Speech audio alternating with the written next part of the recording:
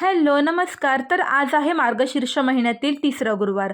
मी कालच ठरवलं होतं, की आज सकाळची रोजची देवपूजा झाली ना, की लगेचच देवीची पूजा करून घ्यायची. पण झालं असं, की माझ्या घरातील सगळी भाजी संपलेली होती. अगदी टोमॅटो, कांदे, बटाटे हे सगळं संपलेलं होतं आणि सकाळीच आमच्याकडे फ्रेश भाजी मिळते. त्यामुळे मला आता भाजीला जावं लागणार होतं. मग पटकन तयारी केली आणि भाजी घेऊन आले.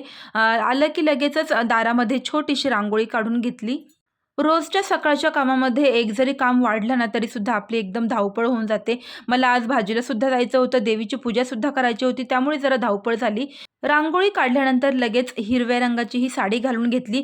साडी अगदी हलकी असल्यामुळे कोणतंही काम करायला अगदी कम्फर्टेबल वाटतं या साडीमध्ये, अगदी दिवसभर ठेवली तरीही. देवीची पूजा मांडली, पोथी वाचली, त्यानंतर आरती केली, देवीला छान असा गोडाचा नैवेद्य दाखवला आणि देवीच्या पूजेमुळे ना घरातील वातावरण सुद्धा अगदी प्रसन्न झालं होतं.